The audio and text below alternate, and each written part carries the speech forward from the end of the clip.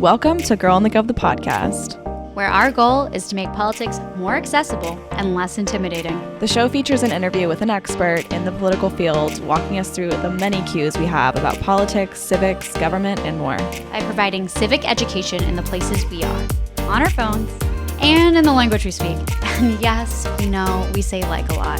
It's kind of the point, because politics needed a rebrand.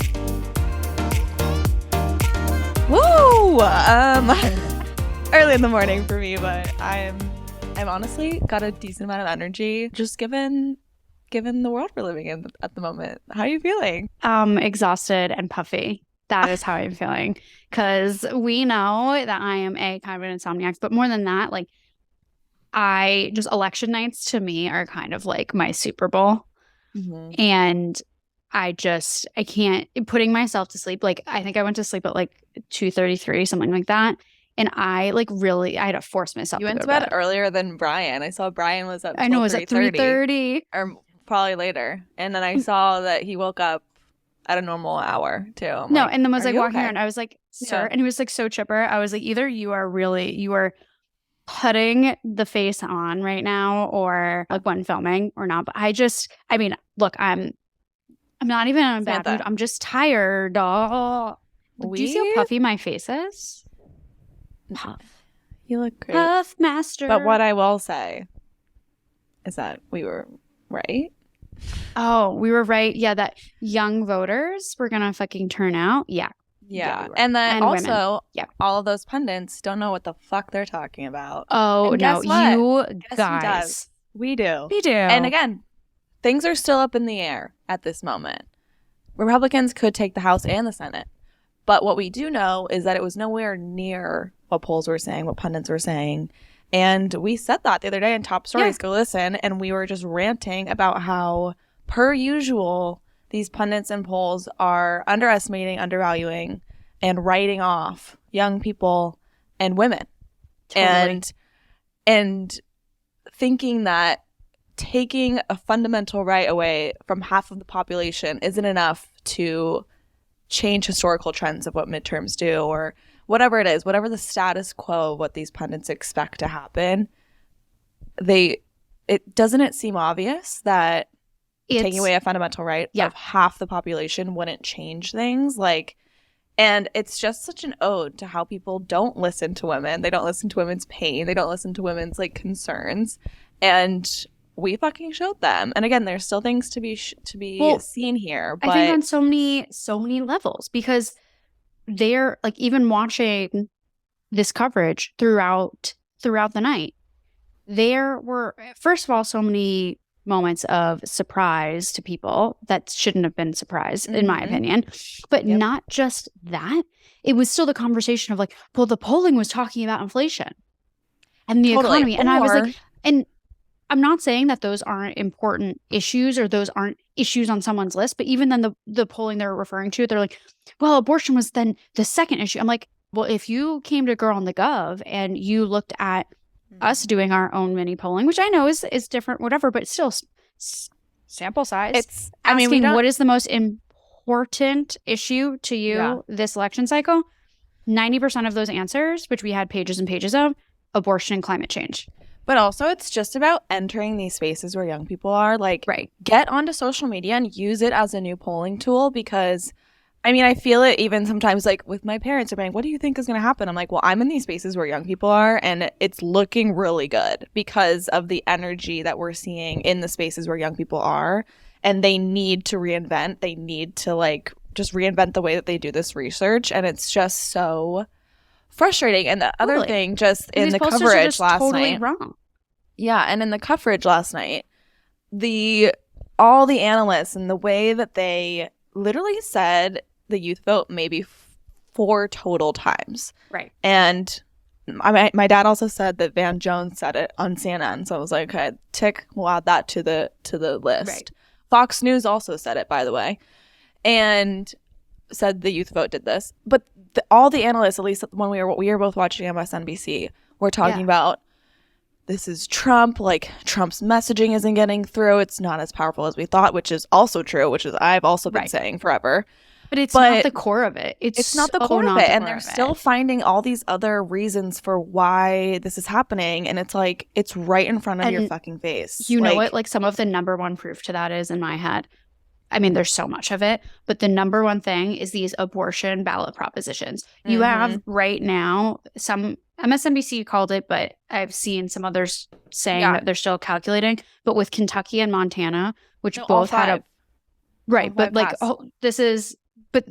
Vermont. If that didn't pass in Vermont, in California. Yeah, right. But my point is like, you have people in Kentucky, just similar to Kansas, which is traditionally a red state, that showed up and most likely voted Republican on their ticket and then voted against this abortion ban, which would have basically said that you have no right to an abortion in the state constitution of Kentucky.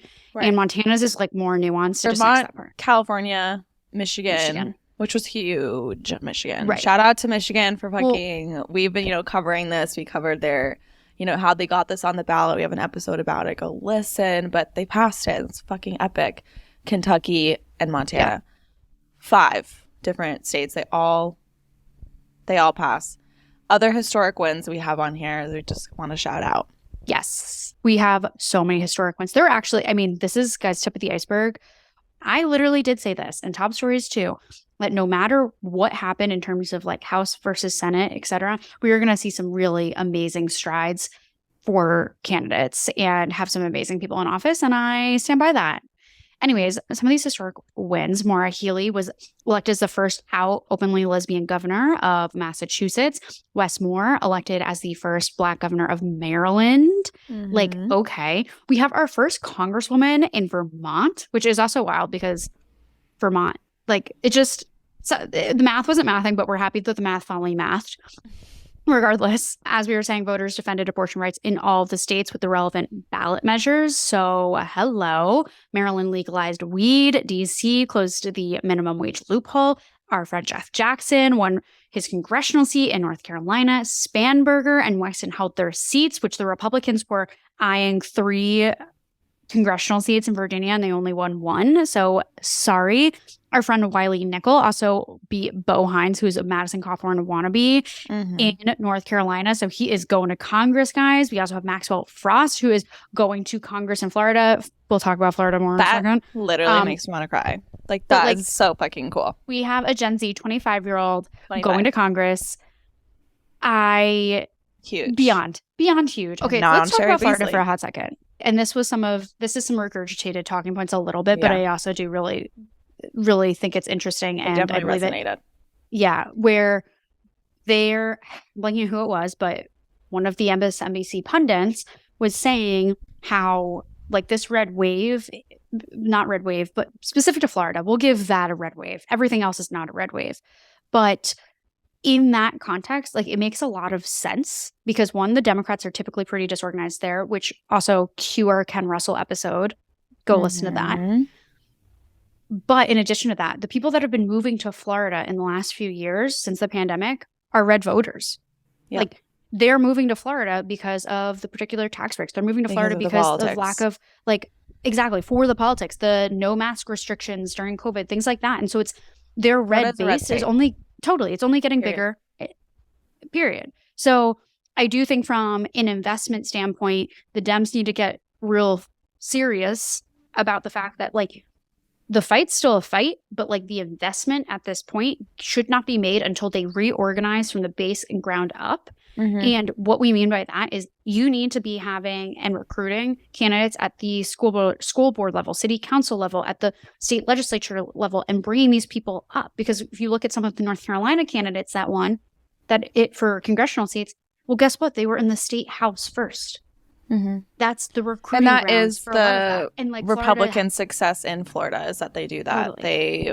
They are good at building that political power and candidates across the state, and it ends up paying off for them. But yeah, basically the message there was like, we spend so much money, so much effort trying to flip Florida. We always do.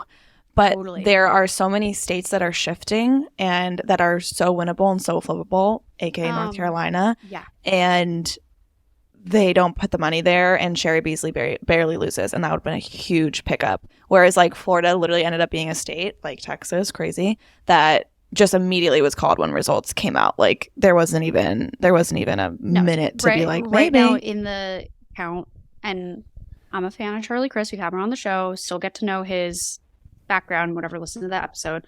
But he's behind 19 points. 19 percentage points. Right. Which is crazy because he at one point too was polling up one.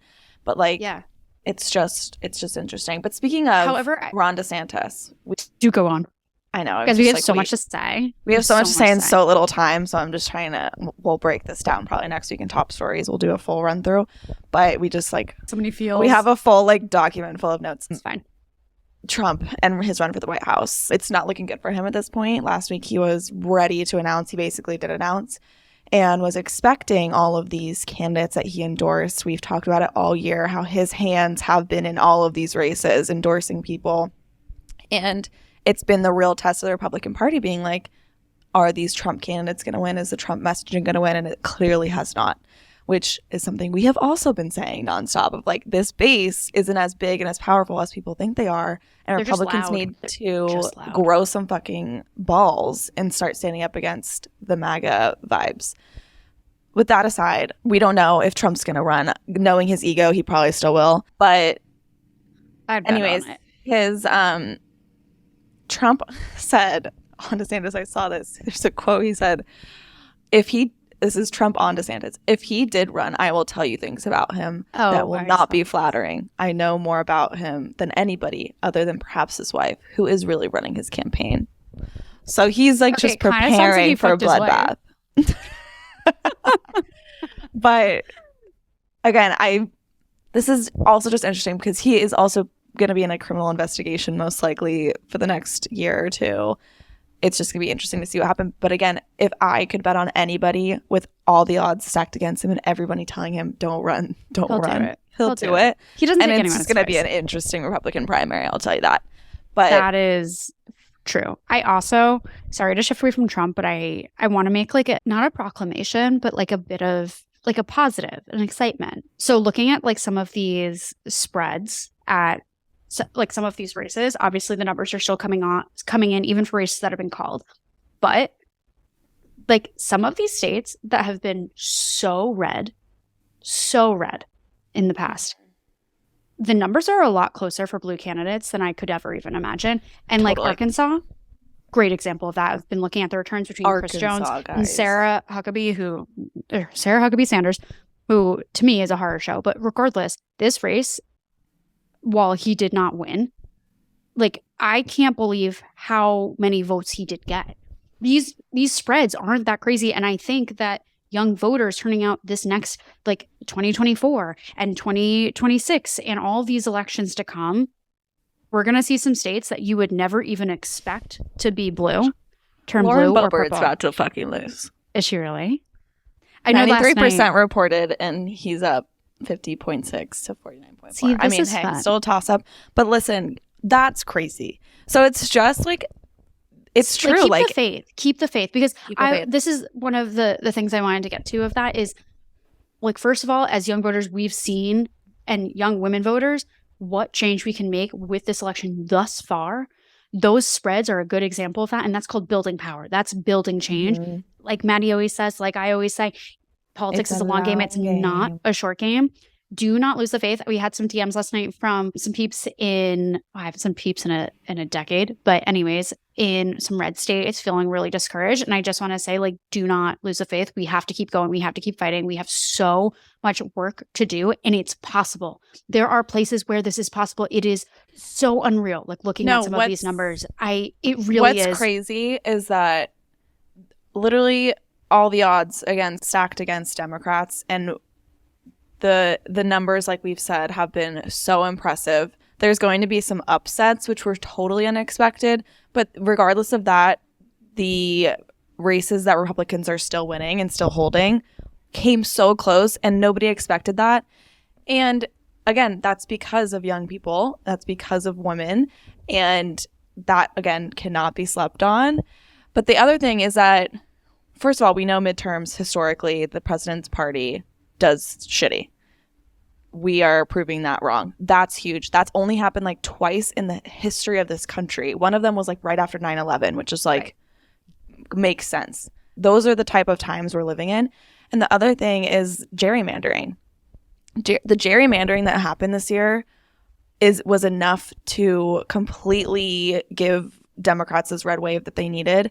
And we're literally even battling against these heavily gerrymandered districts. And if those gerrymandered districts didn't exist or weren't drawn that way, it would literally be a blue wave. Like, if there wasn't such oppressive gerrymandering and these districts drawn this way, it would be a completely different story. Democrats would 100% keep the House and the Senate, or not that the Senate matters, but the House 100% if this gerrymandering wasn't as aggressive as it was. So sorry, I'm staring at a bug.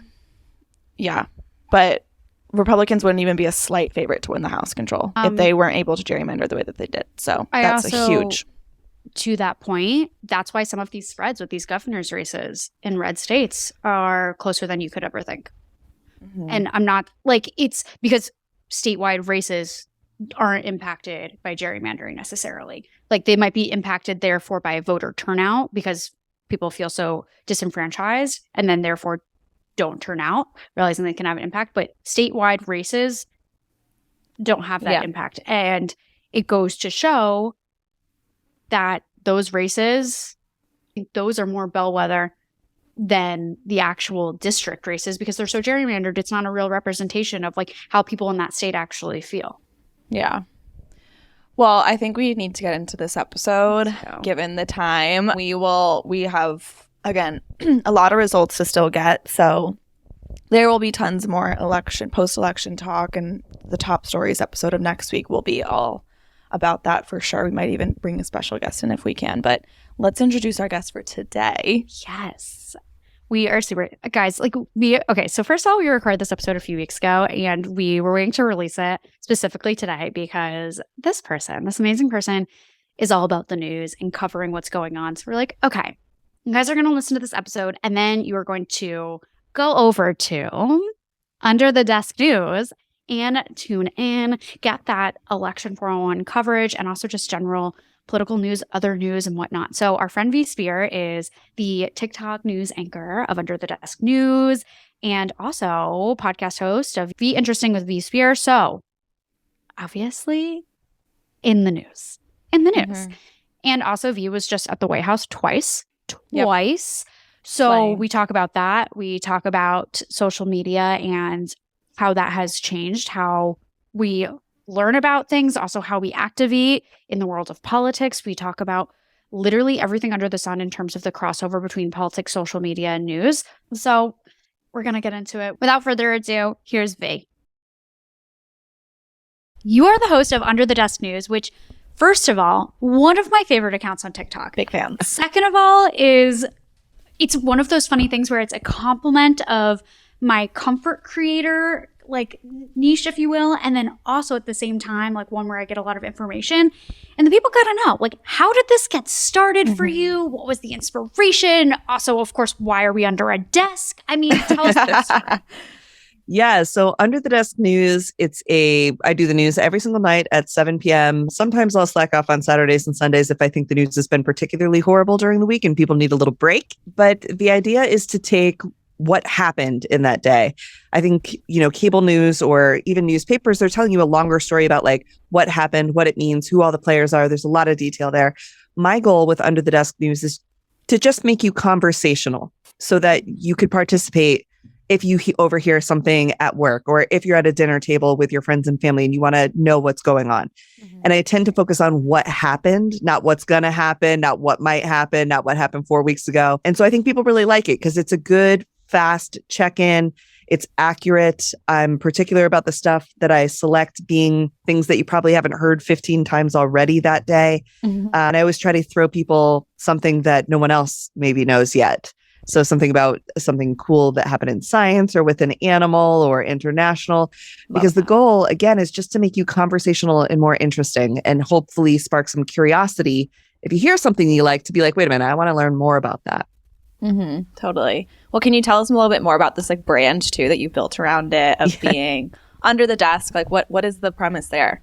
So I didn't even know I was building a brand when I started doing it. You know, like most people who started on TikTok, it was early pandemic times. We were all trying to entertain ourselves and each other and just find ways to connect. And I had started the account as a culinary account. Prior to being a TikToker, I worked as the director of impact for the James Beard Foundation. And I spent most of my career in food equity programming and in food in general, like fine dining. So when the pandemic came, I was trying, a lot of my friends were making culinary content and showing people how to like cook what they had in their fridges and like goofy stuff, family meals or meals for one or meals for isolation. And they were the ones who really encouraged me to get on TikTok. So at first I was teaching chefs how to file for PPP loans while making hamburgers. Because I was like, okay, if I could like get them to watch the hamburger or get them to watch me make. One of my very good friends from high school is actually pretty high up at the Bacardi company. And she had sent me Dolly Parton ice cubes from Nashville to make like fun content. So I was making like fun cocktails and I was teaching people about PPP and EIDL loans and how to negotiate with your landlord for like pandemic relief and whatnot. So that was the beginning of it. And then I switched to doing the news right around the time the election really started heating up. We were getting pretty close. I started covering the debates. People really liked that. And it just felt like a good time to try and bring a little bit of fun to the really terrible information that we were being delivered from the news. We also need more information on these Dolly Parton situations. Excuse me. We are huge Dolly fans. So you're going to love this. Yeah, if there's a link, I don't know. There is. Give us the tea. So before that career, I, like all folks who want to end up in restaurants and food service, had gone to school for theater. And I actually worked for Dolly Parton, one of my first jobs after theater school. Stop it. I swear to God. Yeah. Oh my God. So how does that happen? We are a Dolly Parton stan again podcast. on accident. It was my birthday. If you live in New York City and you audition, you know, you go to like Ripley Greer or Pearl Studios. And I was at Ripley Greer doing an audition for something else. And there was a sign on the door that said like singers, dancers, actors, whatever. And I was like, well, let me see if I should sign up for this audition. And I opened the door. It was Dolly Parton's team and everybody being like, and I didn't have music or anything. And basically they were like, well, you owe us a song. She interrupted us. So I sang Bobby McGee, just like off the top of my head. And I booked the gig. So I booked Christmas in the Smokies and Babes in Toyland at Dollywood, which Dolly was in. So we were in the show with her for Christmas, which was really fun. Amazing. Yeah, she's fantastic. Fantastic to work for. Everything you think about Dolly, it's 1,000 times better. She's just wonderful, wonderful person. We talk about her pretty regularly on the show. Yes. I was like, we are Dolly Stan podcast, so absolutely love this. And she's the sticker that I have in my desk. Which there is you go. Pro science. She is. Haven't used it in content yet, but she will be coming out at some point. Perhaps for this episode. Any and all content ideas. I mean, some people will say to me, you know, you're so bipartisan or you're non-biased or whatever. And it's not on purpose. This is just actually like how I feel and think and what I think is interesting. And not to compare myself to Dolly, but Dolly says I'm not political, even though she does a lot of political stuff, right? She's very pro-science. She's very pro-women's rights and liberation, very pro-gay rights, very pro-family. And it's interesting. It is. And all the cowboys got guns in the show. So I guess she's pro Second Amendment too. You never know. There you go. I mean, you can do it all, I guess. But, well, let's get into that too, because, you know, you talk about how, you know, you pride yourself on being bipartisan or just non-biased or just kind of like stripping away a lot of the kind of political BS that everyone's low-key just sick of. And it just makes us think too about, you know, filling some of these market gaps in the, you know, news media industry and the political industry. Like, how do you feel like the content you make in Under the Desk News has been filling this missing hole in the news? Like, what do you think that it's fulfilling? So I think hasn't been there. You know, we just talked about the places and the people that have made us feel like we do belong in the way that we act there. And I think that the news media and politics is a place that people feel like they don't belong. And they haven't been welcomed to in a lot of ways, and myself included. I didn't feel necessarily totally welcomed to politics or news. And when I worked in Washington, D.C., I worked as a high-end caterer, and you're doing a lot of politics, and you're in all of these butler pantries just on the other side of the wall, hearing the way they talk about stuff and do stuff. EFT. But I also catered the 2012 RNC for Mitt Romney down in Tampa. And you see so much at these conventions. It's a great look from a voyeur's perspective into how the news and politics interact and how they make sense and don't make sense together and how one feeds the other's monster. Mm-hmm. Because you would see like Hannity and Jake Tapper in the same line at the CNN grill run by Danny Myers, right? And they're like, hi, whatever. But then they go on TV and tear each other apart. But in person, there wasn't the same kind of like fire and brimstone that we see on TV. And that was the first time I really kind of saw that. I was like, oh, they're just people. They're actually just rather polite to who's in line ahead of them getting their lunch, right? Like, because they're normal people. And with politics, seeing behind the scenes at these dinner parties of both sides of the aisle, it's similar. What they want in the end is different, but their passion for wanting that thing is similar, and that's human. And so it trained me to say, like, okay, why are these people doing this thing? And it's not because one side is good and one side is bad. It's because they believe they are on a soul's mission to do one thing or another. So I guess if we're going to take a topic, let's take government spending. The Democrats tend to more frequently believe that the government has a responsibility to spend money on its people and on support services, things like Social Security, Medicare, Medicaid, homeless services, health campaigns, stuff like that. They want free children's daycare, da-da-da-da. Well, my experience on the other side, being in these rooms, is that Republicans think the way that we get to better people is through stronger business, and that if we give the money to the corporations, they'll give it to the people, which of course is like Reagan trickle-down economics. But when you take the like, well, they don't want to help old people because they hate them, right? It's like, no, they don't want to spend on Medicare because they think if it was private, somehow people would have better services and it would cost less. Now, all the economics will tell you that that's not true, but that doesn't mean that that's not what they truly believe in their heart of hearts. Everybody who's in politics believes that they're right and they're good. And so I think that's maybe from catering, I learned to not see things as partisan issues so much as what's motivating them. And then if you could figure out the motivation, you could figure out if that's good faith or bad faith motivation. And then sometimes you could take things from one side or the other that you might not think you align with, but make sense from time to time. And I think we used to do a lot more of that before the 2016 election.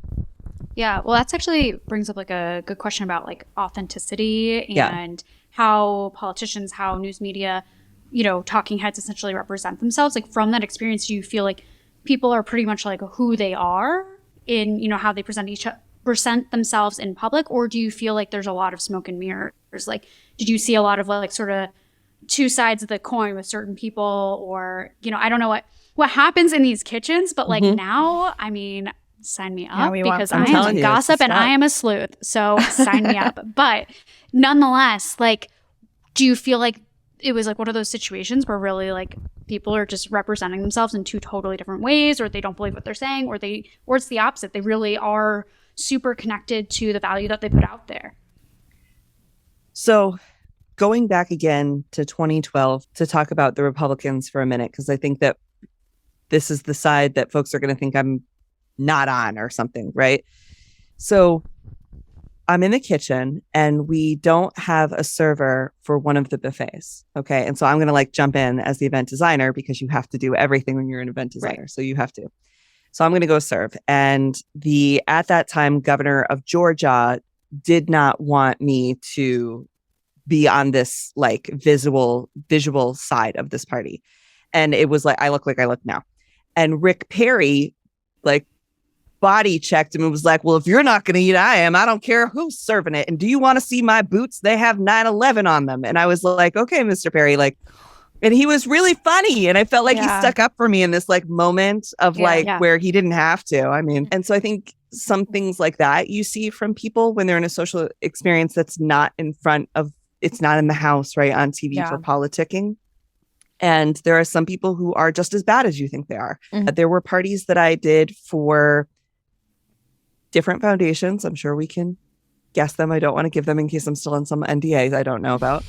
That I knew I had to have an all-male staff for because the things they were going to be talking about were going to be affecting women's rights so gravely that I didn't want to put women in that particular way, right? In that situation where you have to serve these tables where they're talking about this thing that is questioning your right to a number of access points. And I was in my early 20s when I did that. Would I do that now? I have enough power to not take that party now. But when you're a working class person, you don't always get to just say, well, I'm not going to that. Like you have to do and hear a lot of stuff that is deeply uncomfortable for you. Totally. So there's a lot of times where I was surprised by somebody. It's former Speaker of the House, John Boehner is another one. He's so nice. He's like the nicest man. And he hated being on the floor and he hated everyone in his party. At least that was my take on it from the way he would talk in the party like tent. He'd come back there and eat Magic Bar cookies and talk about how stupid everybody was and smoke a million cigarettes. Oh my God. And then, Nancy Pelosi was rude to me at a cocktail party once. And I've talked about it a lot. But, she was hosting a party and she was stressed out. And so she was rude to me. So I've held it against her ever since. But that's fair. So it depends.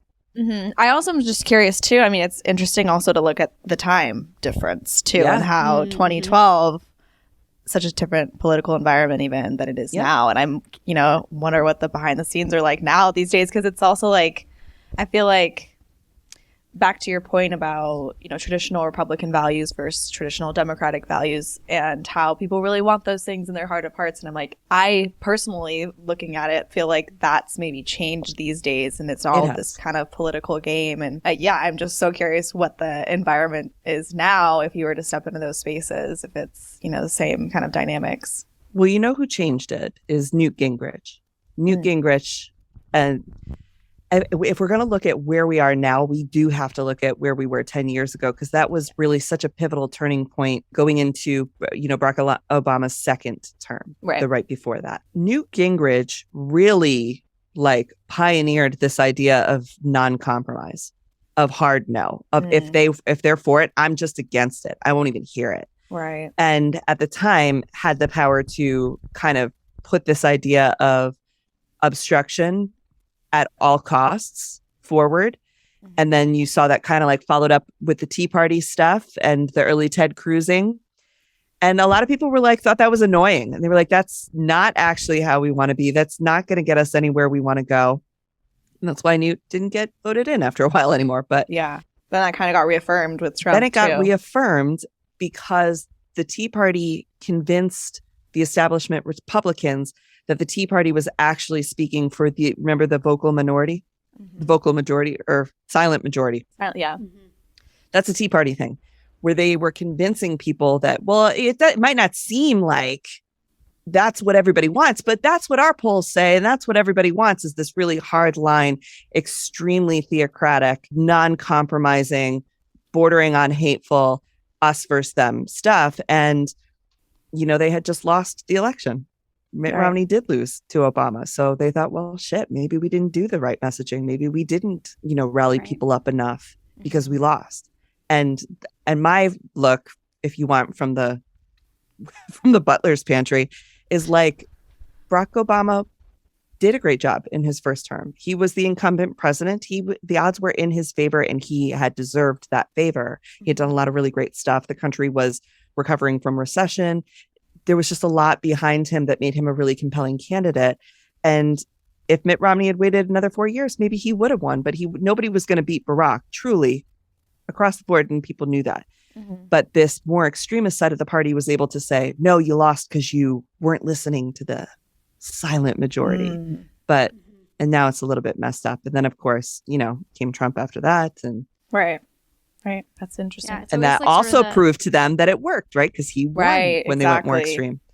But did it work for humanity? Now they're just continuing to go with that same that's what's also crazy. We talk about this a lot, is how Trump, though, then lost, first term president, lost. But we see a lot of the GOP still taking his messaging and policy or whatever, his approach, and still implementing it. And it seems to not be working again. And so we're always just what is the strategy here? Yeah, what works on paper doesn't always work in practice. And there are even when people will say well, I'm fiscally conservative, socially liberal. That doesn't actually mean anything. You can't do anything with that. Right. Yeah. So when you win on that and then you can't do it, you actually have to be you have to be socially conservative also. They only work together. They don't work apart. And people don't like that. right? Because now we're taking stuff away. So then people don't like it. So then they feel like you're too extreme and then you wrote it out. So I think we just saw like such a wonky, chaotic last 10 years of like the ways that things went, like earned popularity and then like forced popularity.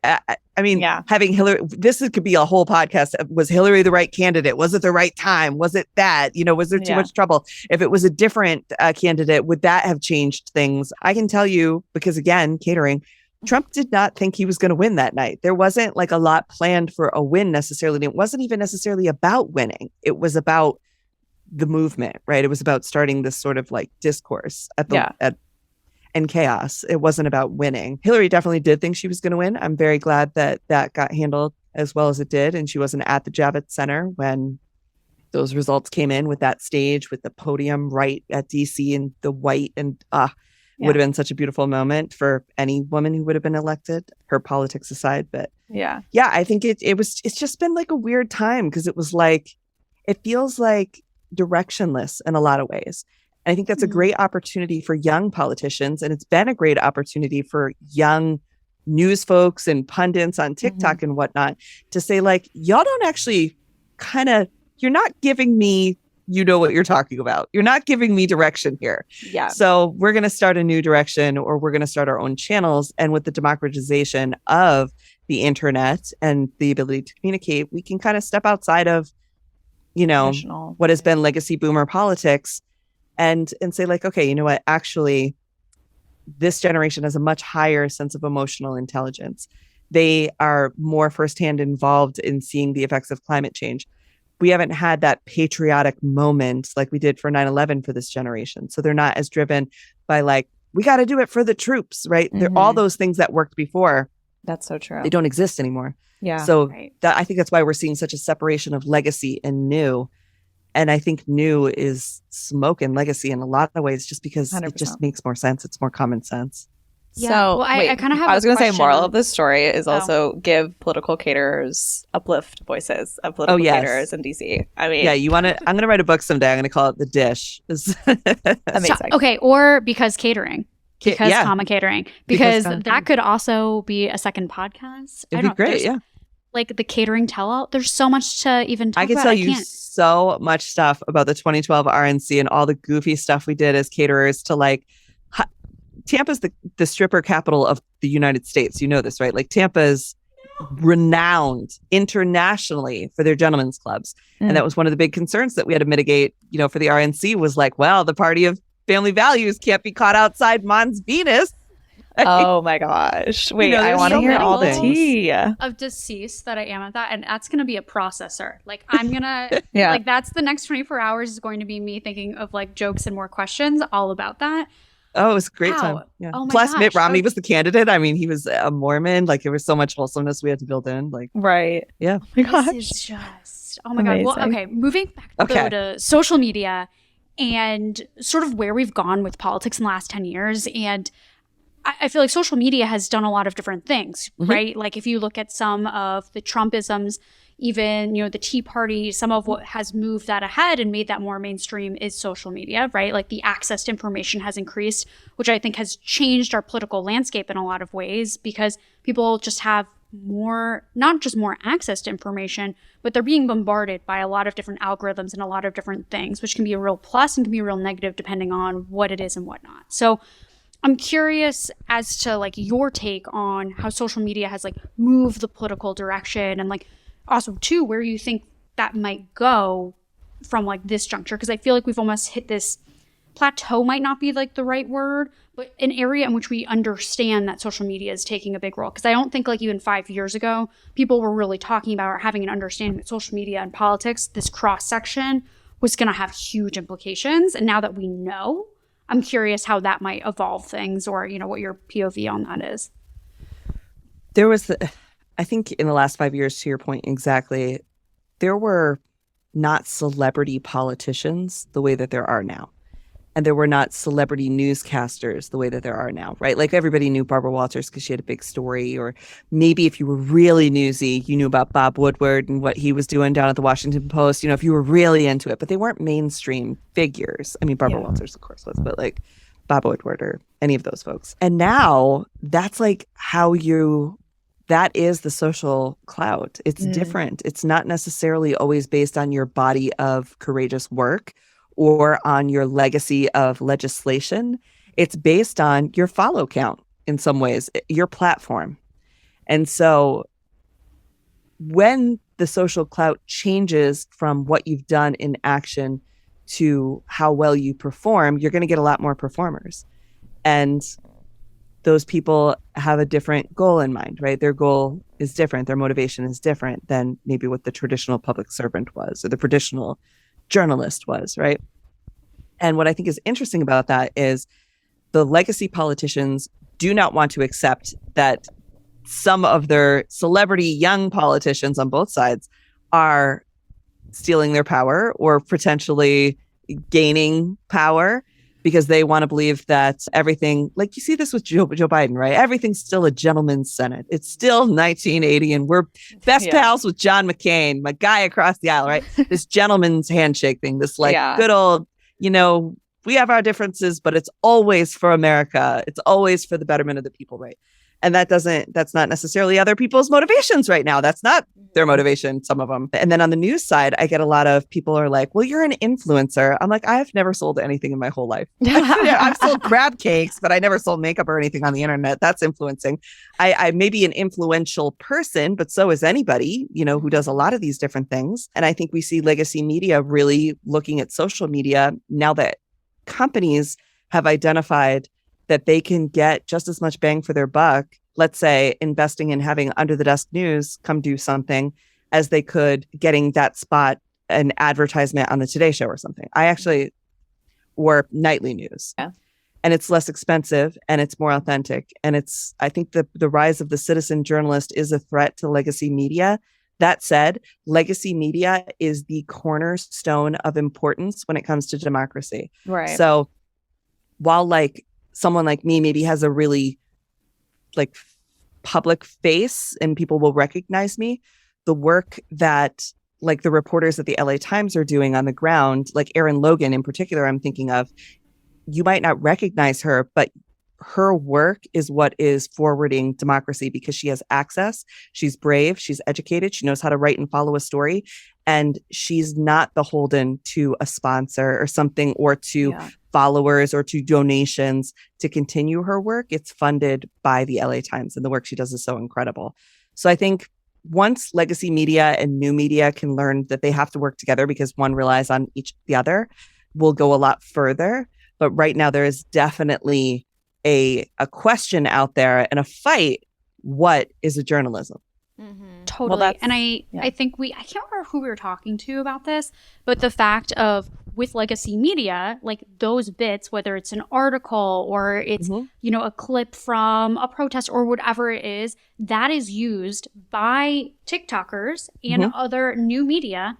And when done correctly, works together, and they both coexist and have to work together to create a product that hits both markets. And TikTokers would not be able to, and correct me if you feel differently on this, but would not be able to report on things without legacy media to the degree of accuracy and, verification that we do, because they're doing that, bottom legwork, or bottom's not the right word. Oh my God, way to say that. That original reporting. Yeah. Totally. So I think you hit on a really key point here of the fact that legacy media does very much have a space within this whole journalism unit. Right. But where its future might be a little bit different than maybe it ever pictured for itself. The way it's evolving is evolving now, or it has to evolve with new media. I think the Washington Post does a great job of that, because those TikTokers, hilarious. They're very funny, but they're very separate. So in my experience with LA Times, I was freelance.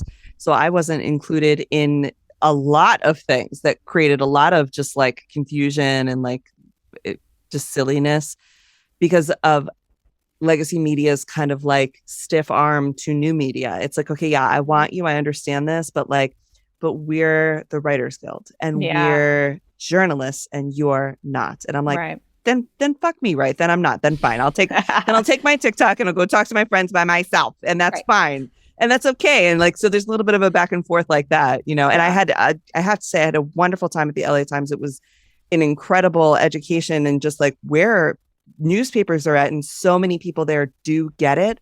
And then you've got, again, the boss levels, the management levels that put a little bit of space between new media and on-staff reporters. If I were to say kind of where I think the issues are, it's the people who control the money, who of course control the access to information, what projects get funded. Right. And that's always been a problem. But I do see a lot more respect and collaboration between on-staff reporters and new media reporters. And I'd love to see that hit up to those management levels where the Washington Post is funding more than just the Washington Post internal. Every single one of their TikToks has to be approved by the editor TikToks, right? Where there's a little bit more flexibility, some more freedom.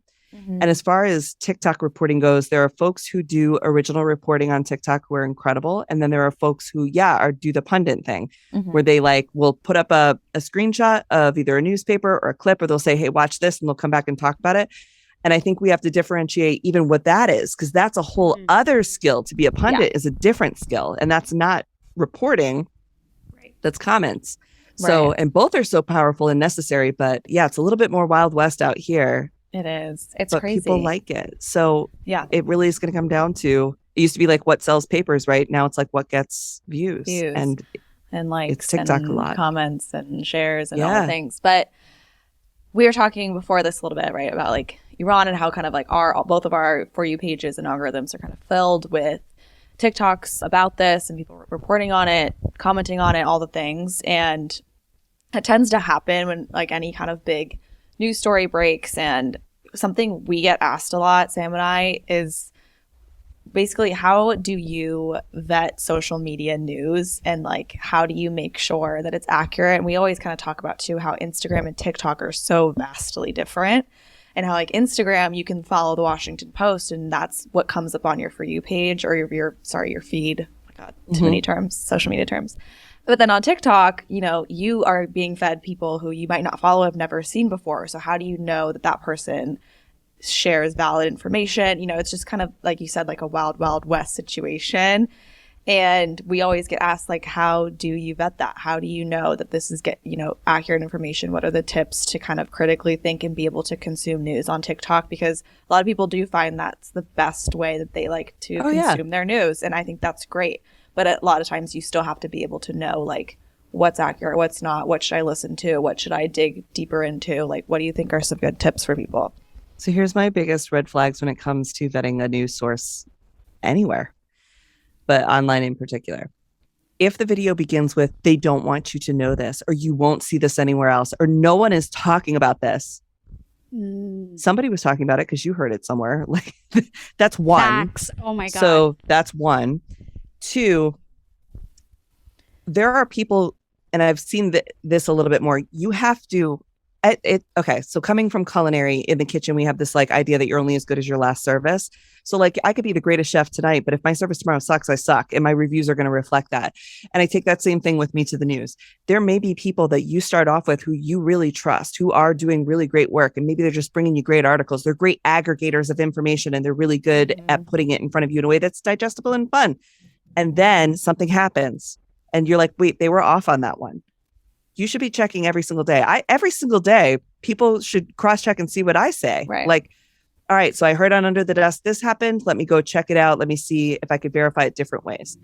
Because there's going to be folks who feel the responsibility to be beholden to the most accurate and up-to-date truth. And then there's going to be folks who feel beholden to build their profile as a social media content creator. And so again, just like with the politicians, you got to look at what that motivation is. Is the motivation to build a really big account that they can monetize for another purpose? Or is the purpose to share information and this is just something that they're really excited about and they're staying pretty authentic to that? I think anybody who tells you they don't want you to see this, then how is it on the internet? Of course you can see it. And I think when people tell you, today, Marjorie Taylor Greene's husband filed for divorce, and that's because she's a bad wife. That extra part, why? Yeah, wasn't necessary, right? And then checking if somebody is mostly worried about being first, less worried about being accurate, just like with the regular newspapers, it's better to be right than to be first. Kind of check out for that.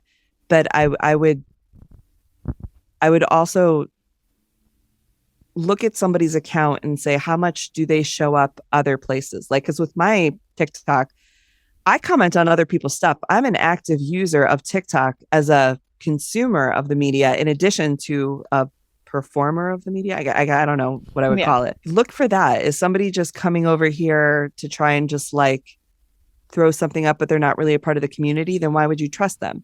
If we're going to assume that everyone is a citizen journalist on TikTok or on Instagram, then are they a good citizen? Are they a good neighbor? Do I like having them in my neighborhood? Then do they deserve my trust? But yeah, I would say definitely the first ones are like, what does this person's motivation appear to be?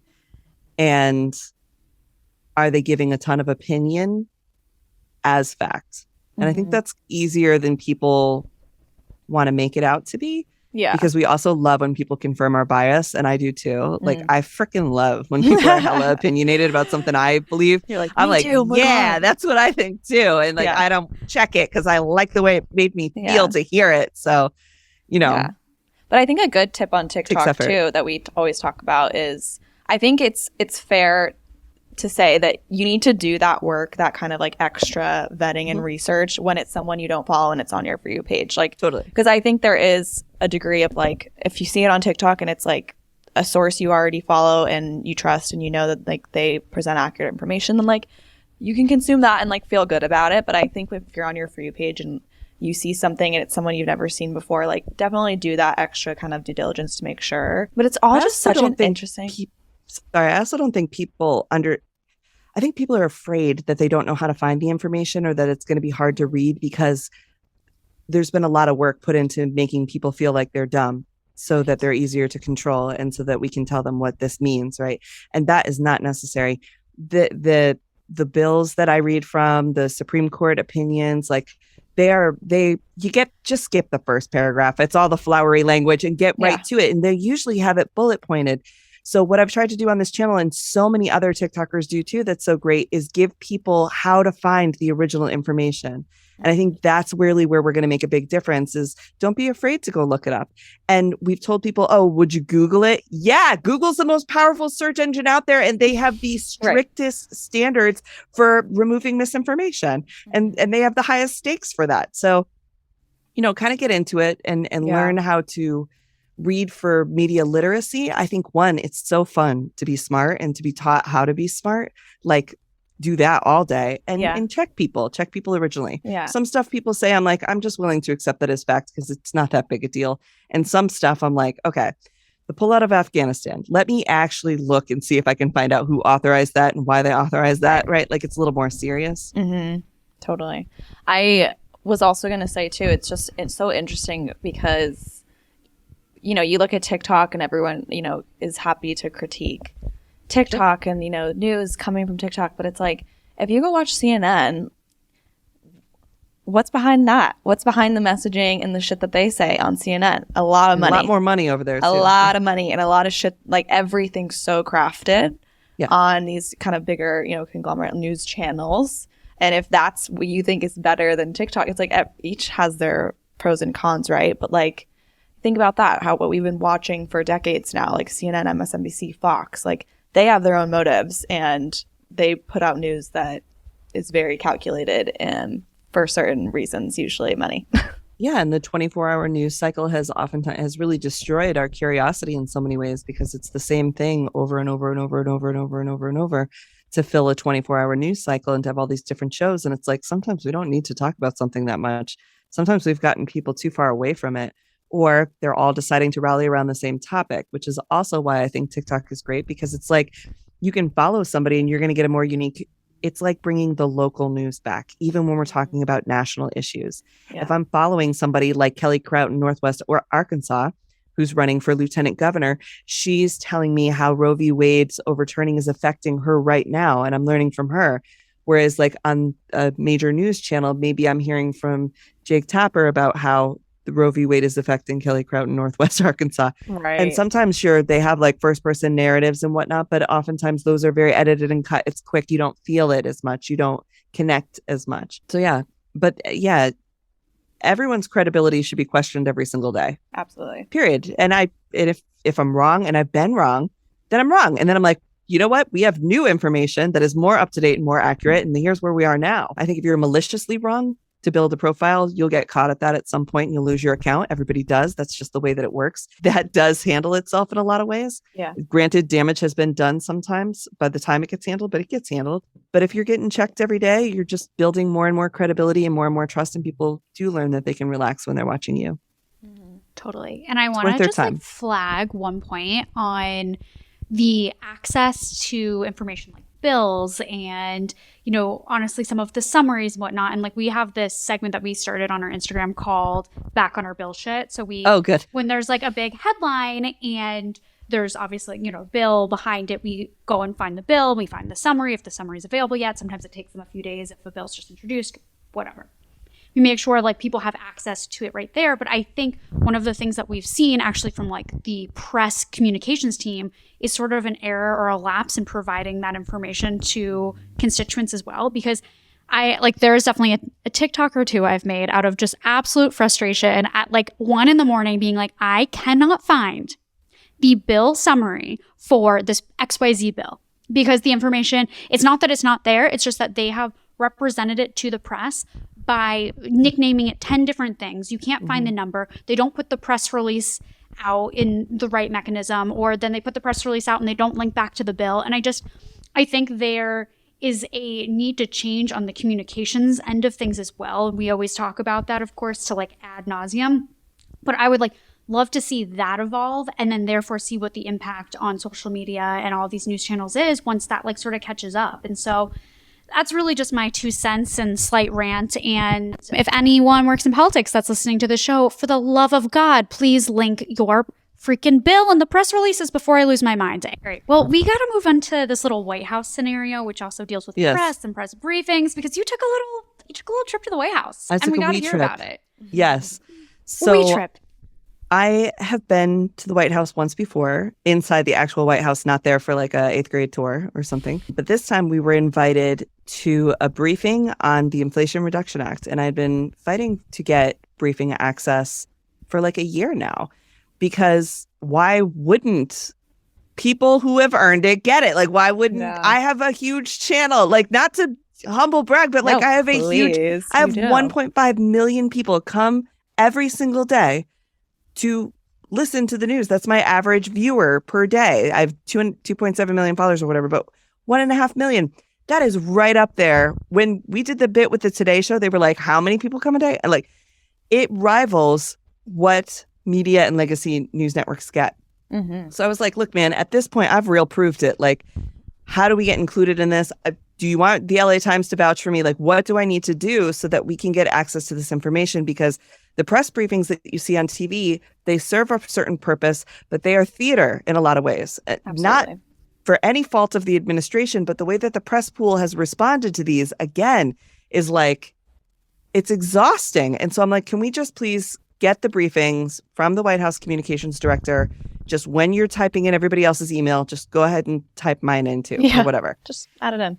So finally, we did get invited. I got invited to the Ukraine one first, which was the digital one that got spoofed on SNL. And they were like, we invited TikTokers. And it was like, I thought that's a whole other day. I thought it was very funny how out of touch Saturday Night Live was with what that meeting was and who would have been included, because it wasn't like kids dancing. It was like they have no concept that this other side exists of like, you know, civic that didn't help the situation. It was very silly. So I was like, all right, well, whatever. So we got to go to the actual White House, to the West Wing. And the idea was that Ali Zaidi and Deputy McCarthy were going to brief us on the Inflation Reduction Act, just the same as everyone else. Nothing more, nothing less, nothing special, nothing secret. And I didn't get paid to be there. It was exactly the way that the press, normal press, responds to things. This is what you get. You get invited, you come, that's it. And there was a maybe Joe was going to stop by, maybe Kamala would stop by. We'll see what it was. And so this group of people was some of News Talk, but then Khalil Green, who is the Gen Z historian, was there. There were climate activists there. Political Girl was there. Vivian, who does Your Rich BFF, was there. Burns, who does I Am Legally Hype, which is like where she does the okay, so boom, and then talks about her. I love her. She's the greatest. So there was all these people there, and they all had the same idea, which is like, I'm interested to come here to hear what it is that you're saying is in the thing, and then go back and make my own content. would say that the people in that room were less influenced than before they went in, because it was like a very normal experience and it was great to have that access. It was very validating to feel like, okay, you're now in the room. See what you do once you're in the room. We did get to tape, which was cool because it was in the Roosevelt room. So it was like special access to film. You're never allowed to film in there or record, and we were allowed to, which was great. And I felt like the White House was less surprised than the Ukraine briefing with how intelligent everyone is and how articulate they are about what's going on. Mm-hmm. And it had definitely a vibe of more collaboration, more like understanding the people behind the bills as opposed to just what was in the bill. Because I think the White House has done a great job communicating what's in the Inflation Reduction Act. Mm-hmm. And it's great. It's a lot of really, really good stuff. So this was like, well, why does Ali Zaidi work on it? And like, how did he get this job? And like, where does he hope to go with it from here? And why is this important to him personally? And so I thought that was really cool and interesting. And then Joe Biden came in. And I don't care who you are, when the president walks in the room, there is a certain kind of cool vibe of being that close to that person. Totally. And I've met 6 presidents now and they all have it. Like this, just like, okay, that's the president of the United States. Like, yeah, all of them have it. Uh-huh. And he told a bunch of goofy stories that was really fun. And they kept trying to get him to leave. And at one point he was like, I'm the boss here. Okay, I'm going to hang out. I'm having a nice time. We're going to get out to, because there was like going to be a, the White House South Lawn televised thing right afterwards. He's like, we have time. We're fine. I'm all right.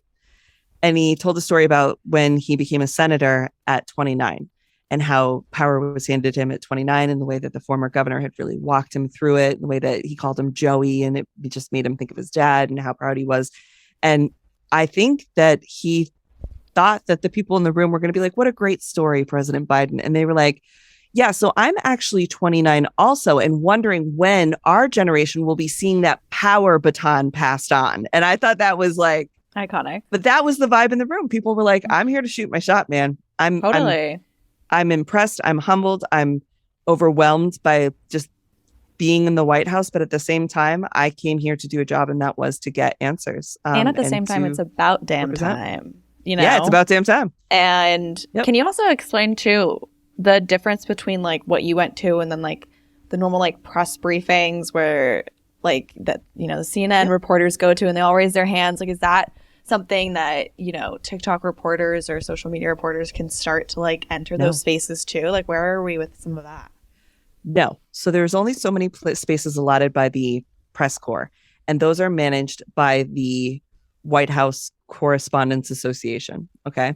And to get into that, you have to be, I believe, we should look this up so I get it exactly, but you essentially have to be with a recognized media outlet, traditional media. Likely you have to be in some kind of union or something like that. Like you have to be That's so interesting. A White House correspondent is who gets to go to that. And it's a very specific job within legacy media. So it's not something that they can add, that I understand it right now. Maybe Congress can pass a bill to add seats. But that is why you only see CNN, Fox, LA Times, Washington Post, New York Times, Texas Tribune or whatever. Right. Like you only see those big ones in there because that press corps is a specific job allocated and managed by the White House Correspondents Association. Got it. Interesting. So this was kind of a way around that. This is what we're calling new media. So legacy media is what it is. And now there's what they call new media, which basically lumps everybody else who talks into one space equally. Mm-hmm. And so this was an invitation to content creators, which because they had to be very careful to not use like news, I guess, or whatever. Uh-huh. And it was the exact same information, but more friendly because they could be, because it wasn't just so Karine Jean-Paul. It was like Karine Jean-Pierre. It was the actual people. It was Deputy McCarthy. It was Ali Zaidi. It was Kate from the Director of Communications. Yeah. And so that was the only unusual part, is that the firsthand person gave their section of what would normally be a press briefing. That is interesting, especially too, because it's like you're picking the people, so you're picking the vibe. Mm-hmm. So you have more control, whereas as opposed to like normal press briefing, like you've got Fox there, and if you and Fox don't get along, what's that guy's name you're again? Sort of that Biden. I was just thinking about who is the guy. Peter Ducey. Biden always. Thank you. Ducey, yeah. I was like, I know it's similar to Arizona's governor, but I could not figure it out. He's a Nepo baby too. His daddy was big in the news prior to that, which is fine. He's actually really tall in person. I don't know if that matters to y'all, but he's about 5 foot. No, he's about 6'6". Peter Ducey is huge. He is a monster among men. He's incredibly tall, which was shocking to me at first. I didn't realize that he was going to be that tall. Wow. Well, 2 inches taller than my usual type, and also on the wrong political spectrum for me. But everybody has something we can compliment. I mean, the boy is exactly. tall. Yep. You know, we gotta give him credit where credit's due. Those seats are not going to come available, and I think what's so smart about this White House, and you saw the administration before this also lean on influential people outside of traditional media to broadcast their message, and I think we'll see it forevermore. Because it is about bringing people back to the people's house. And so it wasn't just news people like me, right? It was activists. It was historians. Yeah. It was a woman who climbed Mount Everest who was there to talk about the conditions on Everest, global climate situations and the way that things are changing and becoming more dangerous and whatnot. So the thing I took away from that was the network of people that I got to spend the day with, which was so interesting. You know, these folks who can tell when we say climate change, like we can hear it from all different ways. Like Vice President Harris came in after President Biden and she was like, I'm going to Buffalo to talk to students. What should I talk to them about related to climate change? I was like, why don't you talk to us about how chicken wings are $17 a pound? Like, that's crazy. Like the cost of food is something that people up here in Western New York can identify with. The impact on the Great Lakes. When we think Great Lakes, we always think Michigan and Wisconsin. You don't think about how we have Lake Ontario, the largest freshwater drinking reservoir in this whole area. Like that's important to us, and recreation and jobs. Like 1 out of every 3 jobs in Western New York relies on that lake. But people don't know that, right? Because that's not what we always hear. That's not the easy soundbite that gets recycled over and over again about Michigan or Wisconsin. Because New York's decidedly blue. So we don't have to tell their story nearly as much, you know? Yeah. Right. And we should be careful with that, because out here where I live, you would be surprised. You'd think that you were in Oklahoma in some parts of New York. It's very farmy and very red.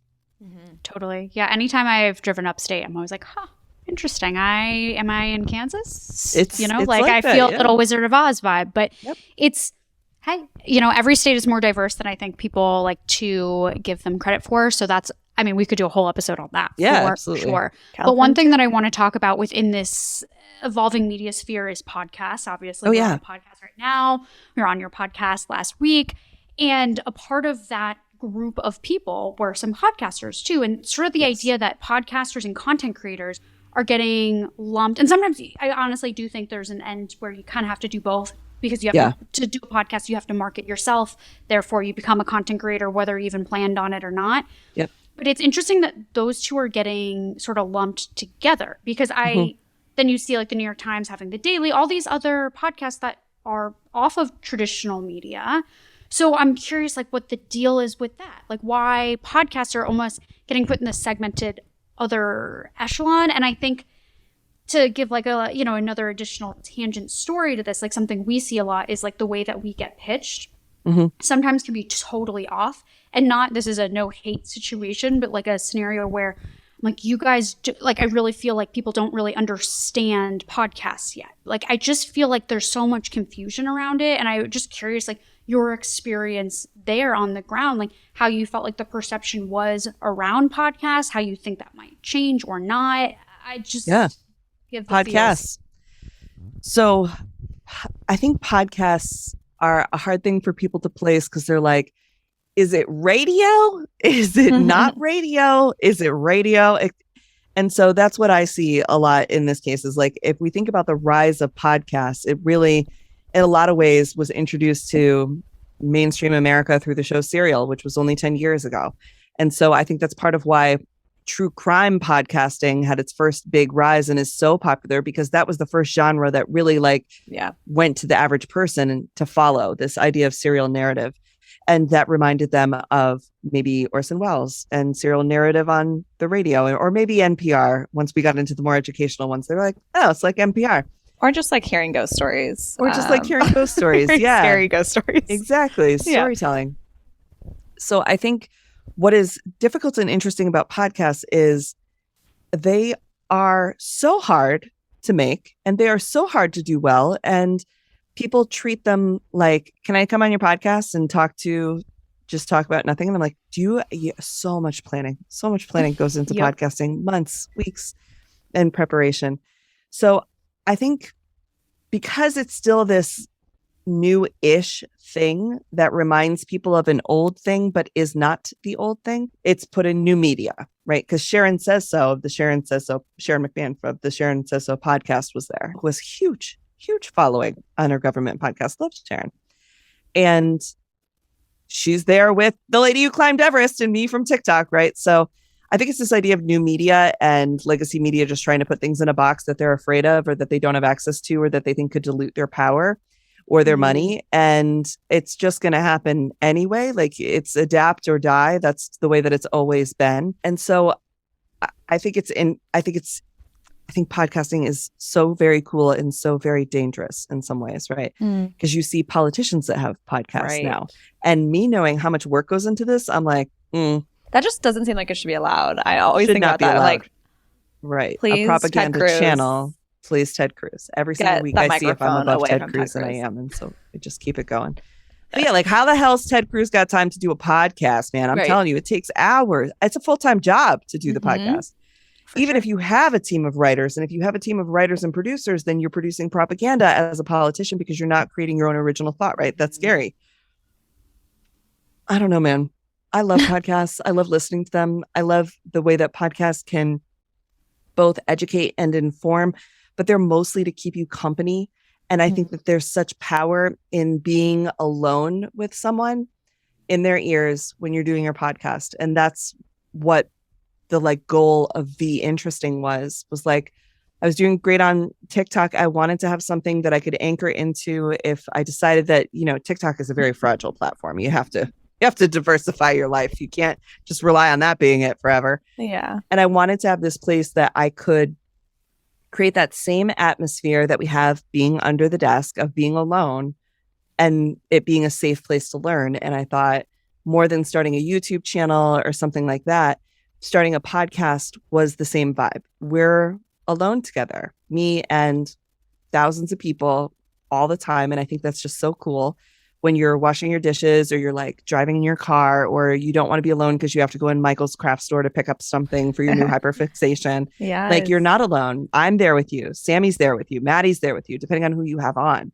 And so I think that is the power of podcasts, is to connect people in conversation, to make them feel less alone, to make them feel included, but to not overstimulate them either. I love that podcasts are audio only. I mean, we do videograms and stuff, and a lot of people will put their podcast on YouTube, of course, but it doesn't have to be. It could just be a place where we create this time to reflect and kind of visit.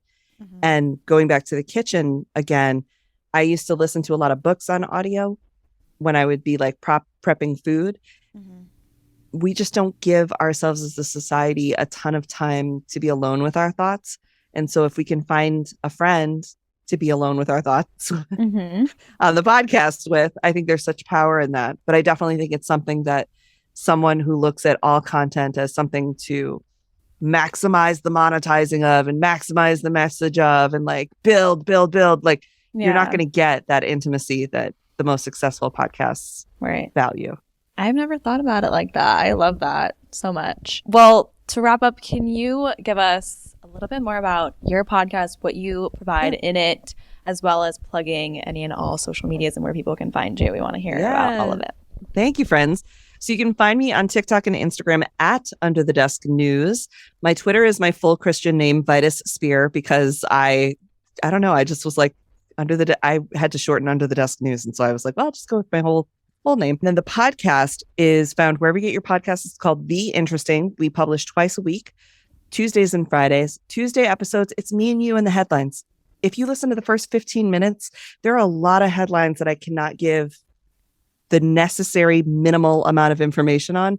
That 15 minutes, 4 headlines gives me the chance to do. It's like, 4 minutes or so each. And then we usually have a guest on who's reinforcing something from that headline. So it makes sense, just giving us a little bit more expert opinion so that it makes more clear how this is going to show up in the average person's life. And then on Fridays, we hang out, man. Like I said, it's time to just like meet cool people like y'all were on to talk about just like podcasting or the government or cooking, or I just interviewed Ricky Lake this morning. So we're going to talk about Ricky Lake and the Ricky Lake Show. It's again, just time. I interviewed Ashley Flowers about true crime and the ethics of true crime.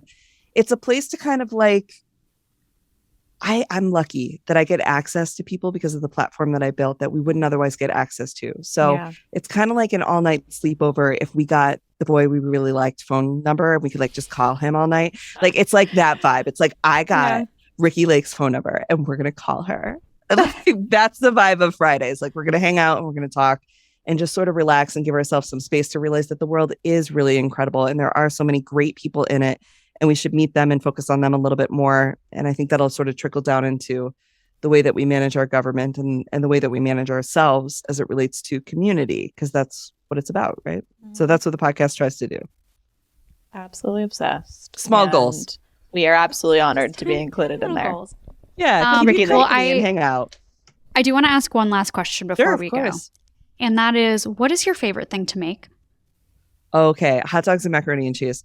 I have spent that's Samantha's dream, I think. Listen to me. I grew up with very limited means as a child, but the first thing I learned how to make for myself was literally hot dogs and mac and cheese for me and my siblings. And then I spent so many years in fine dining that now, like, if I'm going to make something and I'm going to really enjoy it, it's going to be like a box of Kraft mac and cheese and like some hot dogs. I really love that. Sometimes cut up in it. I love box mac and cheese so much. It's just so good.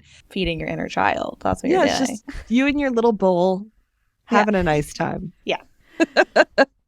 Well, Sam is now drooling because hot dogs are her favorite thing on earth. So. What's your favorite brand? Hebrew National. Absolutely. Best hot dogs. Absolutely. Hands down. Yes. It's just, we're a classic in the Cantor household. Always were the Hebrew National hot dogs. Hebrew National hot dogs all day. The best. Do you put ketchup or no? I'm a plain hot dog person. I'm plain. Really oh, psycho. Yeah, oh my God. Psychopath. You're psycho. Absolutely. Yeah. Simple girl. Problematic. It's simple girl. Guys. There you go. Well, thank you so much for coming on. This was so fun. Such a good conversation. And everyone go check us out on these podcasts too. Yes. But thank you. Thank you for being here. Yeah. Thanks for having me. It's been great.